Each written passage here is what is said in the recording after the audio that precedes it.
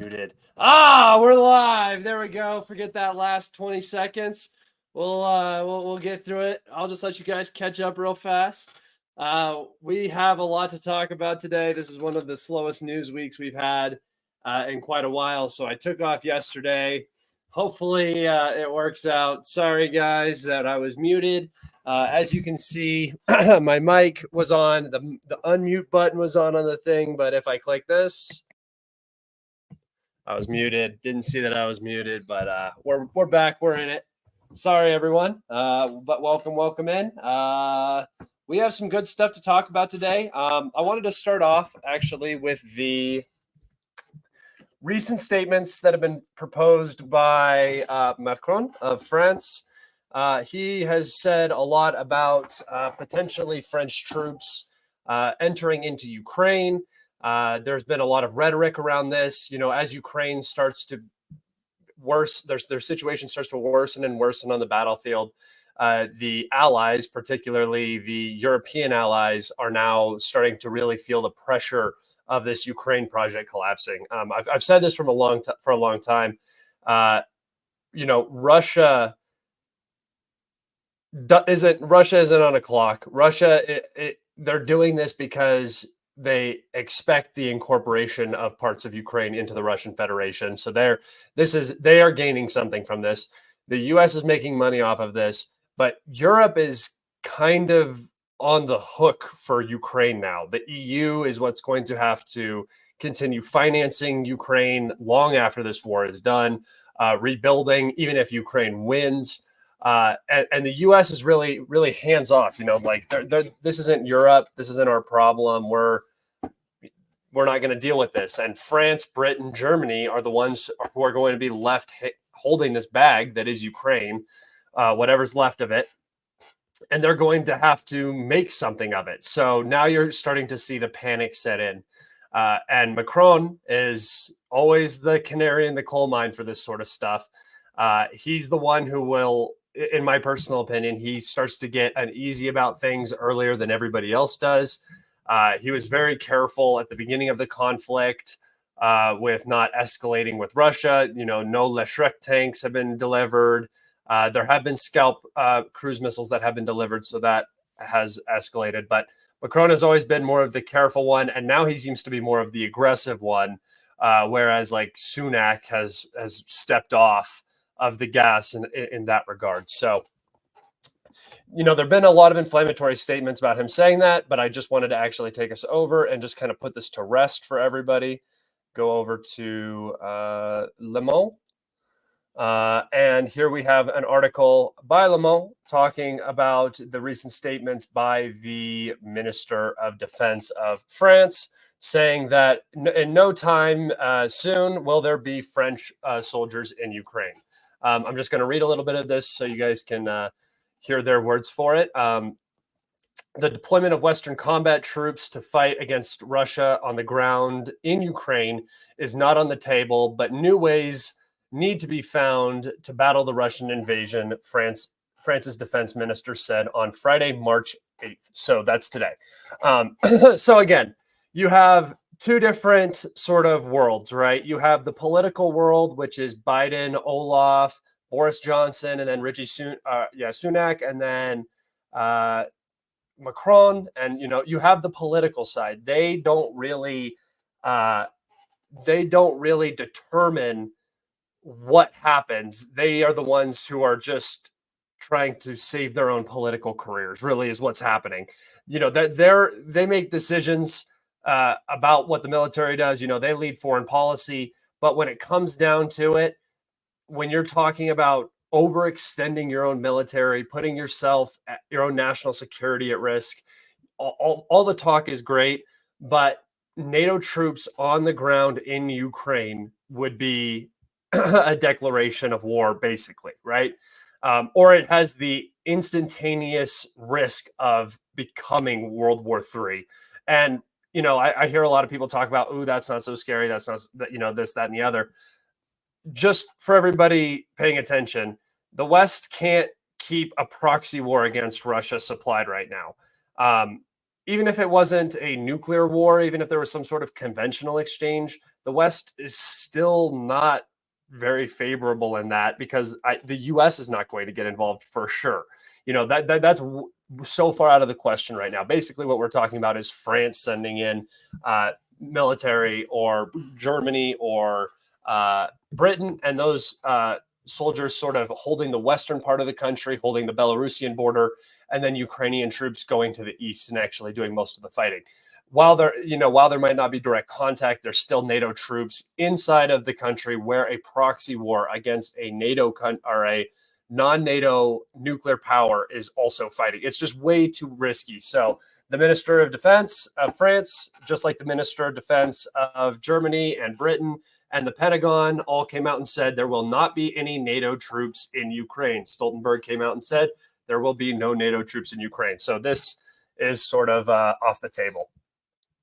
Again, nothing's impossible. They could decide to do it. I do believe that they have advisors in country already, but having intelligence officers in country is completely different than having a sizable footprint in terms of your military presence in country. Those are two very, very different things. Russia has intel assets in Ukraine. On the Ukrainian side, the U.S. has intel assets there. Everybody, if you're a good intelligence operation, you have intelligence assets on the ground in Ukraine right now. So that's different. Technically, you could say there are NATO in country already, yeah, but it's not a like a tripwire force, basically. All right. Enough of that. Let's go over to the map and talk about some map updates. We have a couple, not a lot, because of the recent change to the Ukrainian command. They have decided to basically, and the title of today's stream is Ukraine goes all in. And I specifically chose that because of what's happening, especially in this area, but over the entire front. We've seen a massive, massive number of Ukrainian self-propelled guns. It's been multiple self-propelled guns every single day we've seen destroyed by Lancet drones and glide bombs and all sorts of different things.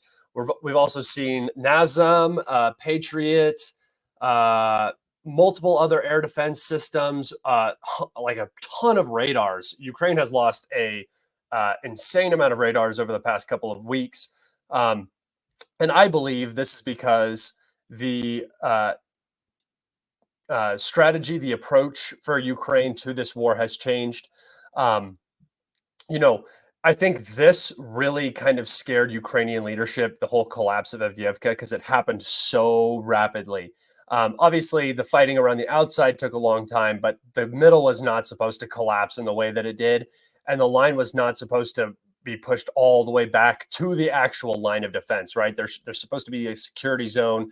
That's where you slow the Russians down before they reach the line of defense, and then they have a very hard time pushing into the line of defense, right? That's not necessarily what happened. Avdiivka collapsed. There was massive retreats. We saw them out of Lastogny back towards Orlivka. That's where we saw the Ukrainian units getting just hammered by artillery and grad fire out in the open field. The Russians ended up making it through most of Orlivka, through most of Tonenke, and most of Berdichi. And then the Ukrainians came in and counterattacked viciously. They brought everything that they had. They attacked with incredible vigor, and they held the Russians at this line of defense. Now, for how long are they going to be holding the Russians here?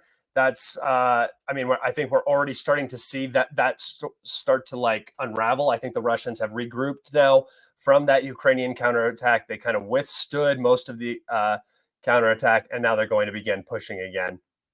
And, the Ukrainians sent in their best here. They had the 47th Mechanized, which has both the Abrams.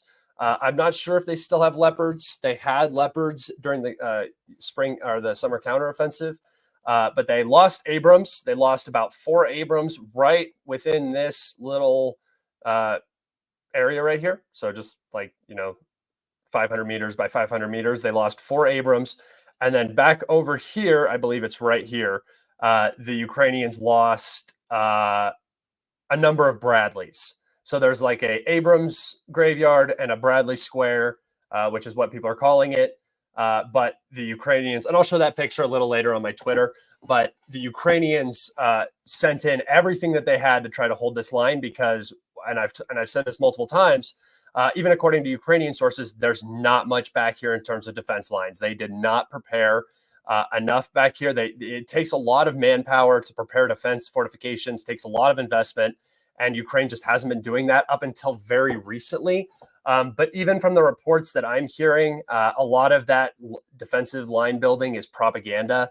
It's very sporadic and not necessarily designed for a solid military defense. Some of it definitely is. I mean, they have firing points that they're setting up and stuff like that, but it's more like little pockets of this defense, and then they film it and make it seem like a much bigger deal than it is. But you never know. They could be very developed lines back here, but from what I've heard and the reports I'm hearing, and the reason why they fought so hard for this defensive line is because there's just not a lot behind it. And if the Russians break through here, in any decent amount of time in the next month, I would say this is not going to be prepared for defense against the Russian assault. So the Russians are now, I would say the Russians are on the clock on the Avdiivka sector a little bit. I think that they really want to get through this defensive line and start applying a lot of pressure. Remember what I talked about for the next defensive line, coming down from Orchitny, down all the way around these reservoirs, and then down around Pervomaysky, kind of defending this, and then Krasnohorivka. So I think that that's going to be the new defense line. That's what they want. But I don't know how well that's going to necessarily hold. Like I said, it's not very developed. This is the line that they're trying to hold. It's the line that they're going to keep holding until the end. And I would expect that the Russians are, within the next coming days, going to capture Berdichi, Semenkivka, Orlivka completely, and Tonenke. The Ukrainian sources talk about it being just an absolute hell around here. So I would expect some change coming soon. Now to head down to Krasnohorivka, which is what I am going to call as the next big hotspot. I thought it was going to be Mykhailivka, Konstantinivka, and it might. But right now, the Russians are making what looks like pretty good progress up into the town of Krasnohorivka. If you guys subscribe to me on Twitter, which is not a ton of people, but I do a series, and there will be a new one out tomorrow. And I covered Krasnohorivka in pretty extensive depth about the defensive layout of the village. What's going on with this industrial plant, the elevation. I looked at it all. I looked at different approaches. And the Russians are pushing up here around Novelske pretty hard. So if Novelske falls, there's just really not a lot back here, and that could really expose the northern flank. But already on the southern flank, the Russians have closed up a major pocket that was just right here.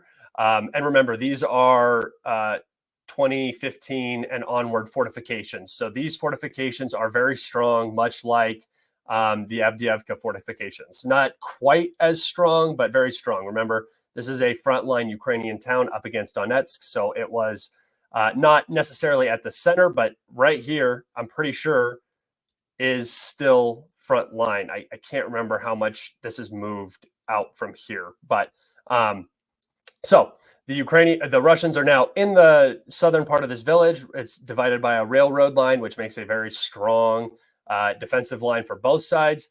I imagine the Ukrainians are mostly evacuated out of here. Maybe there are some slight crossings over here. The Ukrainians are holding this warehouse. I imagine there has been no Russian geolocations on this side. So there is still a Ukrainian presence on this side of the railroad track. However, the Russians have now pushed up.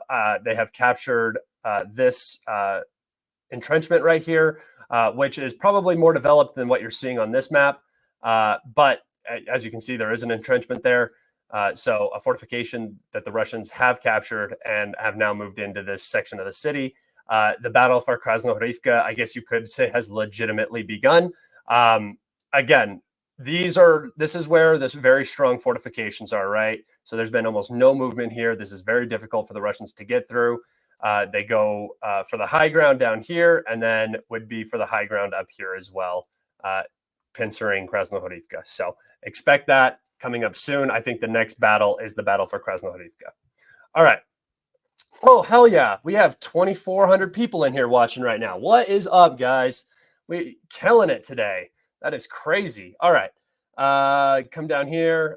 As you know, there is more progress out from Pabieta. The Ukrainian sources are talking about it, but there has been no geolocation, so no Russian sources have talked or adjusted maps yet. And Ukrainian sources with their mapping usually come after Russian sources. So Pabieta, there is expansion both south and west from here. Like I said, they're going to try to get out on this high ground.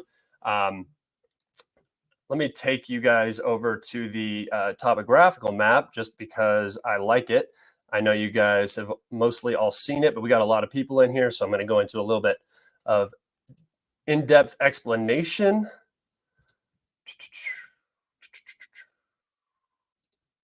There we go. All right. So here's Bakhmut. Zoom out. You can see Ukraine.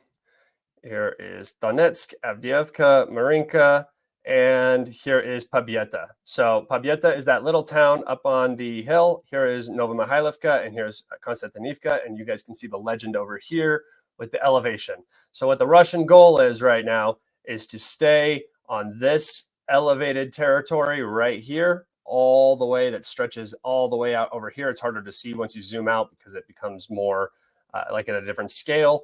But you can see it right here, and then they can gain access onto the northern section of Mykhailivka and Konstantinivka. So this is a very important area for the Russians to capture. Let me take you back over the map just so you guys can get a quick comparison shot of that. Right here. So this is the high ground that they're trying to get out. That's that red on that map, and they want to attack down onto Konstantinivka and Mykhailivka. If you guys want to know what the Russian plan is, anywhere they're attacking, I always say go to a topographical map. The Russians always follow the high ground. It's what they did around Bakhmut. It's what they did around Avdiivka. It's what they're doing now around Chasiv Yar. It's what they're doing outside of Avdiivka. That's what they do. So, all right. Down here in Mykhailivka, we have some more advances. Obviously, the Russian flag was planted here and here. In central Mykhailivka, the fighting is still going on. There is rumors that this industrial plant has been mostly captured at this point, or it's not really a plant, just warehouses. And then we had a video, which was geolocated right here, of a Russian assault. If you guys go onto my map, which I can post a link to that in the chat in just a second, you can find all my sources on my geolocations that I use. There was a Russian assault that involved tanks and armored vehicles, and the Russians are rumored to have entered and gained a foothold in the southern portion of the town. I don't know what that means specifically, the southwestern portion of the town, excuse me. I don't know what that means exactly, but I just mapped it something like this, where these first few houses are in. This is subject to change, as why it's in purple. It is an unconfirmed Russian advance. While we have a geolocation, I do not know. The video was not clear as to how this position ended for the Russians. So Nova Mykhailivka, though, is in a very, very difficult position, no matter how you slice it. Most of it is in the gray zone. Like I said, next week, I'm going to be working on the overall gray zone of this map, and I might even add a Ukrainian controlled as well. So this map might look a little different the next time you see it, or the time after next, more likely. Down here in Robotny, we have confirmation that the whole Russian line of defense has now been recaptured. So everything outside of Verbove, that first Syrsky line, the only major accomplishment of the Ukrainian counteroffensive was right here, right? I mean, we saw a little bit around Bakhmut. They got Klishchivka, but that was less, I mean, that wasn't supposed to be the focus.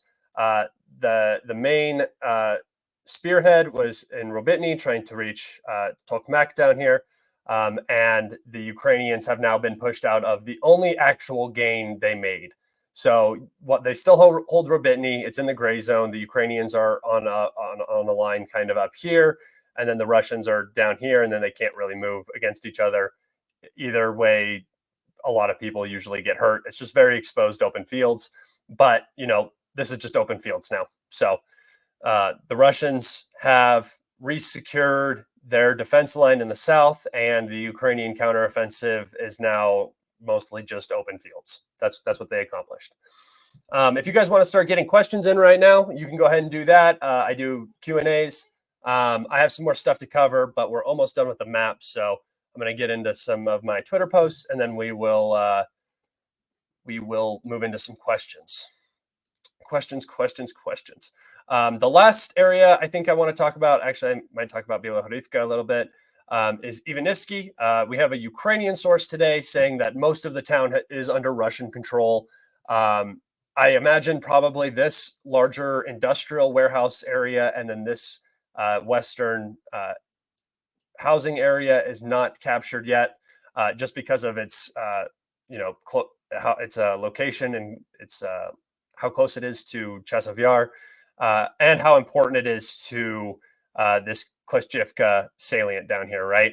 So if Ivanivske falls, the Ukrainians are going to have a really hard time holding these fields across the canal right here, and the Russians should be able to push the Ukrainians out. It's kind of why the whole counteroffensive right here didn't make a lot of sense, because they didn't commit enough Ukrainian reserves and manpower and armor and everything to actually push the Russians away from Klishchivka and start to recapture Bakhmut. They just pushed the flank out and prevented the Battle of Ivanivske from happening, say, 6 months ago instead of now when it is happening. So that's what the Ukrainian counteroffensive in this section did, was delayed the battle for Chasiv Yar by 6 months, I would say. So I guess somewhat successful. At least in this front, they made tangible gains and they're able to defend and hold them. The ones in the south in Zaporizhzhia they're not even worth taking. All right, here we go. We got a question. Do Macron's comments imply that the Ukrainian army is at risk of collapsing soon? I mean, I think that I'm not going to sit here and tell you when an army is going to collapse and when it's not. I don't know. We can't know. We don't know the casualties. We don't know the armor losses and everything exactly. So we don't know. It should be concerning that the talk is not now Ukrainian victory, getting the Ukrainians what they need to win, this, that, and the other. Now the conversation is, okay, are we going to send in NATO troops to prevent Russia from completing a total victory? How are we going to solve this Ukraine problem? I think a lot of these statements are sort of putting out feelers as well to see how the general public reacts. But France can't hold on to its colonies in Africa. France is dealing with a farmer protest. I mean, but their government buildings are having shit sprayed all over them. So there's so much happening in France right now that, you know, they have immigration stuff going on. There's a lot happening. It's not the right time to get into a war yourself, let alone start becoming a main supplier of a massive proxy war. So I would say it's not just the French media talking about it either. This is a lot of different people have discussed this idea. This is not a new idea. This is not Macron's idea. This is a very, very thought about idea in Western political circles, and I think it really does start to show the stress that these Western leaders are under right now, and showing how far they're looking like they're willing to go, even though their militaries and stuff don't want that and won't allow it, really. So, good question. Let's see, clown. France, Italy, Germany allegedly trying to negotiate with Saudi Arabia, EAU, and Qatar in response for weapons. So first off, what a horrible look for a defense contractor to go back to their the people that they just sold weapons to, or in the past have sold weapons to, and go, hey, we need that back and we're going to buy it off of you, right?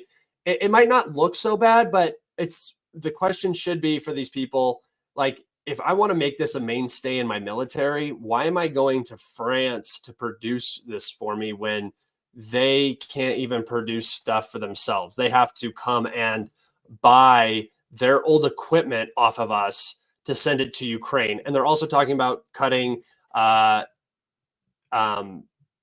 shell, artillery sales to the UAE and Dubai as well, or Saudi Arabia. And it's a really bad look for your defense industry. It's a really, really bad look for like NATO in general. Like, why can't you guys just start producing stuff? Why are you scrounging every little corner for anything you've ever sold to anybody instead of actually producing your own stuff? Because you can't, right?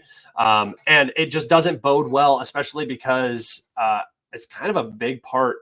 It's not a huge part, but it is a part of France's economy, and it's another stress to lose foreign sales. What these countries should do is say, yeah, we're going to sell these back to you, no problem. They're just 3 times what you sold them to us for. That's what they should do. That's what they should do. And then they should take that money and go buy somebody else's stuff, probably the United States. Go buy a bunch of crap from the US because, I mean, I doubt they're going to go to Russia. So, all right, let's see. Questions. Get your questions in, everybody. Let's go.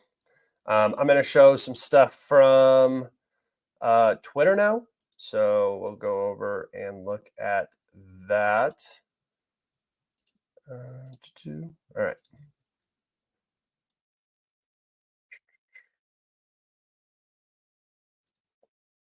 All right. So here's that Bradley Square in Robitny. I'm sorry, in Berdici.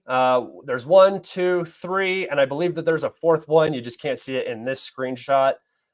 So again, 4 Bradleys in one area, all abandoned, likely destroyed. As you can see, FPV drones are pervasive here. There's no way of getting these out. They will soon become Russian trophies, just like the Abrams now are.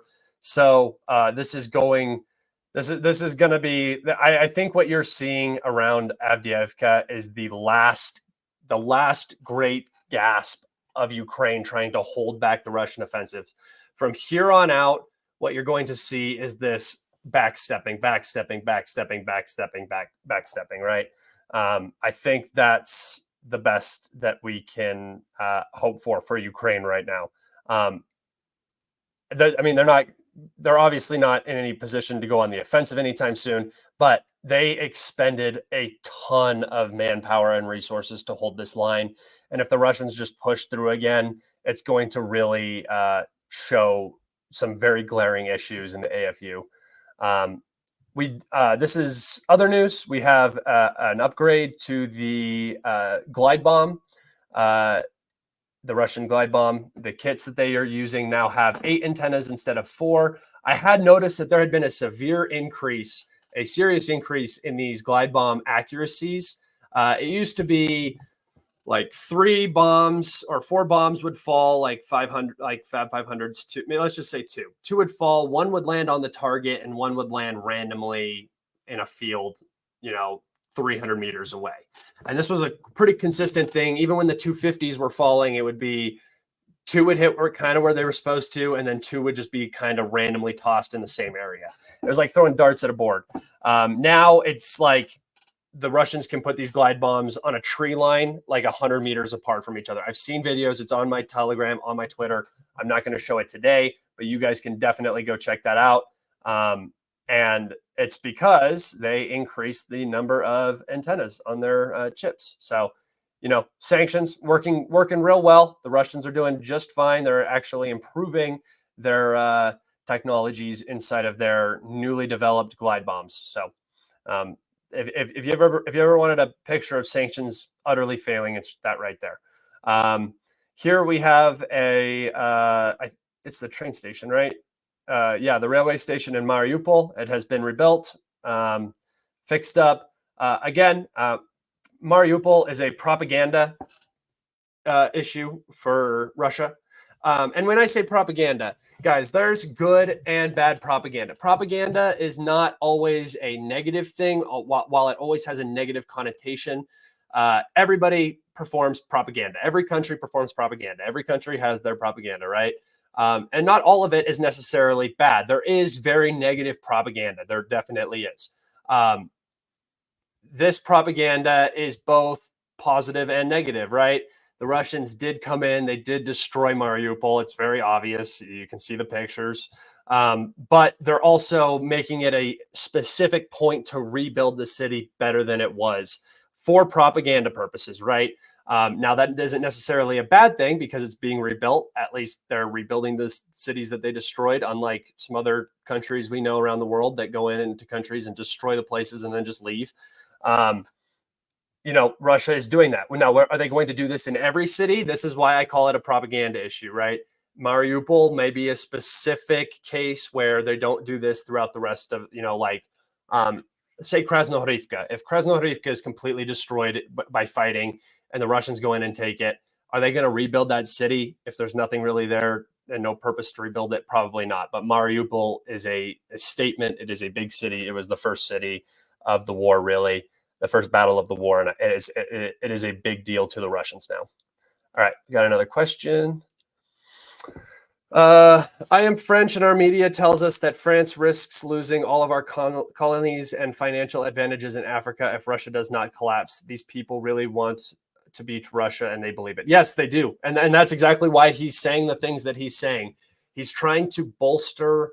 Macron is trying to bolster himself and this French power idea to the world. He's trying to push it, but like you just said, France is at risk of losing all of its colonial investments, right? Whether while they're not still France's colonies, France still benefits from them as if they are colonies. And Niger was a specific case with its oil, and there was another mineral there that's very important, and the Nigerian government has now restricted the export of a lot of that stuff. So that very much hurts France. That very much hurts Europe, and that's part of Russia's foreign policy plan, right? Is to overthrow these governments in Africa. Not all of them are Russian, but some of them definitely are backed by the Russians, and installing governments that are, some people would call it like multipolarism, but it depends on how Niger plays out. If Niger ends up going back to, if Niger goes to Russia and is very buddy with Russia, then you would say, oh, it was a coup and now they have their, puppet government in Niger. If Niger does things for themselves, then it was a coup still, but it, you know, it's not necessarily a puppet government that was put in. I can't tell yet. We haven't seen them really under stress and seeing who they go to, but they have cut off the exports of uranium. Yeah, that's right, uranium in their country. So, yeah. Yeah, Niger was providing really, really cheap uranium. That's the mineral that I was thinking of. I couldn't get it out of my brain. All right, if you guys have more questions, get them in. Get them in. I'll ask. I'll keep going through my Twitter here. The Russians have also developed a new glide kit for their Fab 250s. It is just a it's like I said, a Fab 250, but this has an it has a rocket engine on it as well, a turbojet. So what that means is that this these Fab 250s are able to travel much further in their glide phase because of this rocket booster, right? It's not really so much of a glide, right, if it's propelled. But this can do one of two things. It can benefit the pilots from not needing to get close to air defense at all, so they can strike, they can provide air support without getting in a very dangerous position for themselves. Or with how air defense is looking around Ukraine right now, the Russian pilots will be able to get much closer to the front, much higher, and then launch these things much, much deeper. And it will kind of diversify and reduce the need for things like Iskanders for smaller strikes, where you could just drop 4 Fab 250s from 100 kilometers away. So that's a very big deal. That's another extension of the Russian Air Force. This is exactly the direction the Russian Air Force needs to go, because when they entered Ukraine in 2022, they weren't like this at all, right? So they needed to improve their precision guided munitions and stuff like that, and that's what's going on. And now we have that. This one in particular failed, as you can see, and this is something that I don't think a lot of people understand. A lot of munitions fail. Especially like sub munitions on like cluster munition weapons. But missiles fail, bombs fail. This is not something ridiculous. Okay. If they're failing all the time, that's something you need to look at. But this is the first example we have of it. So we'll see. This could be a prototype, and this could be the only example of it. We don't know. And then I think that's it. Okay. So that's all I had for my stuff today, but you guys can go ahead and get some questions in, and we'll talk.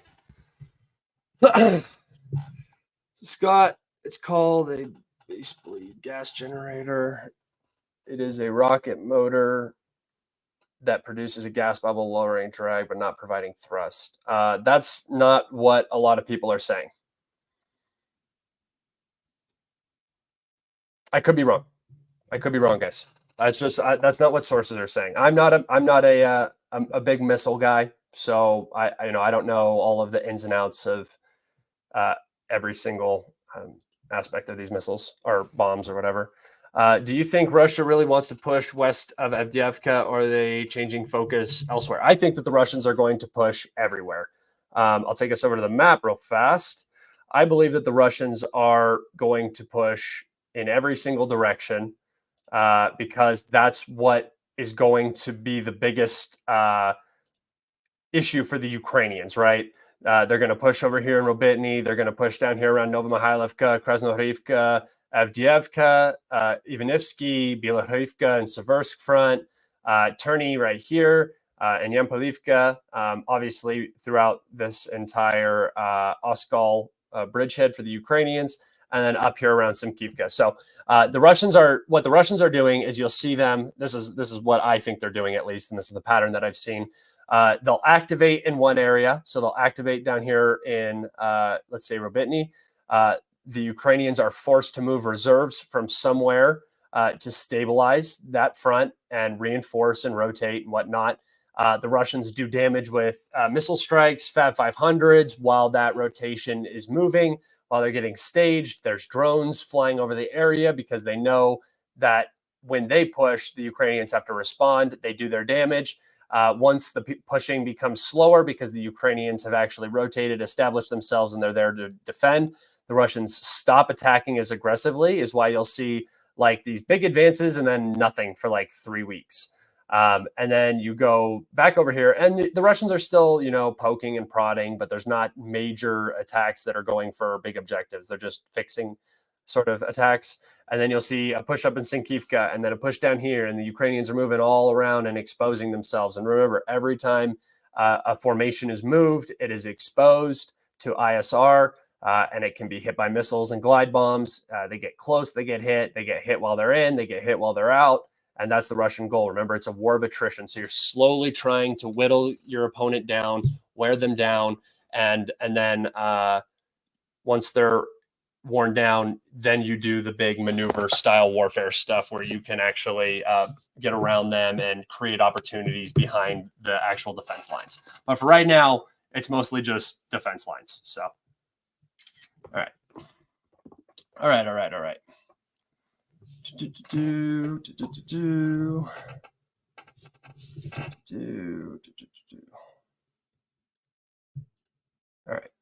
Questions. Here we go. Tank question. Do you see the Russians introducing new gen weapons like the T-14 Armata, Su-57, and Kolestina anytime soon? Those were all hyped. No. Why? They're so expensive. I don't think you guys understand. 5th generation fighters are extremely expensive. Russia is not mass producing these. I believe that they have been put into production, but Russia is not the biggest military on the earth. They do not have the defense spending of the United States. It's not even anywhere close to that. It's less. It's probably over $100 billion US now. And the U.S. is what, close to $1 trillion, 800 and something. So over 8 times the size. I mean, you just have to understand that the numbers that they're producing are going to be less. There's not as many people in the country. There's not as much money in the country as in like the United States and stuff. So the T-14s are very expensive tanks. They might be good. They might not be. We haven't really seen them in combat. And we probably won't see them in combat because they're expensive. They're new. Why would you put that into action when you have T-90s that are operating, can be lost at a much cheaper price tag and get the job done, right? The Su-57s, same thing. It's a 5th generation stealth fighter. There is no need for that in Ukraine, right? Like what is that going to do in Ukraine that a MiG-31 can't do with its interceptors? What is that going to do that an Su-34 can't do with glide bombs, right? There's no point in putting these expensive brand new systems into combat when they haven't even been fully integrated yet, right? The Su-57, the T-14 Armata, these things haven't been logistically integrated into the Russian military, let alone have a substantial enough number to implement them and have them make a big difference, right? The T-14 is still being developed, right? And they're going to take a long time to be developed. This is how weapon systems work. And the T-14 in 30 years, you could be, or the T-14 probably T-14A or T-14M or something in 30 years is going to be the cheap disposable tank that the T-90 is now, right? Like T-90 is still a good tank. It's not just like cheap and disposable, throw it away, but it's much cheaper than the T-14 Armata. So one T-90 loss is not the same as a T-14 T-14 loss. And sometimes these weapon systems don't work out. Sometimes they're just not the best systems for a job. Sometimes, you develop this awesome tank, you think it's going to be great, and then there's a glaring issue because modern combat changes. Maybe tanks aren't even the direction you want to go anymore. You don't want to spend a bunch of money on tanks. You want to invest super heavy into drones, right? So that I just wouldn't worry about this at all, right? I don't think that 5th generation, top of the line stuff doesn't need to see combat the way people want it to. It would look cool, I guess, but also and you got to think about it as well from a propaganda standpoint. You don't want to lose a T-14, do you? I mean, you don't want that, especially if you have plans to sell them eventually. It just doesn't make sense. All right. Any other questions, guys? Get them in. We're coming up on 45 minutes, so I'll go a little bit longer, and then I'll probably cut it out today. I appreciate everybody in here, though. You guys are awesome, getting it done. I'm I'm just going to look at something while you guys are answering your questions. Let's see. Do you think the Ukrainians are running low on mines? How long would it take for them to make a decent minefield? I don't know, man.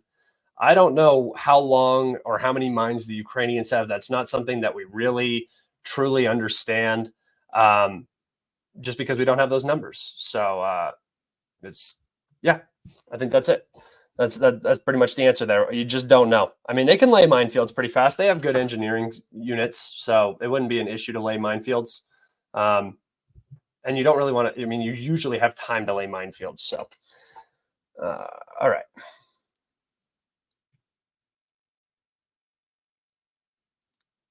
You would think that mines are very basic things to make. Yes, and I would think that they would have plenty of them, considering it's one of the most effective tools at stopping armored advances, right?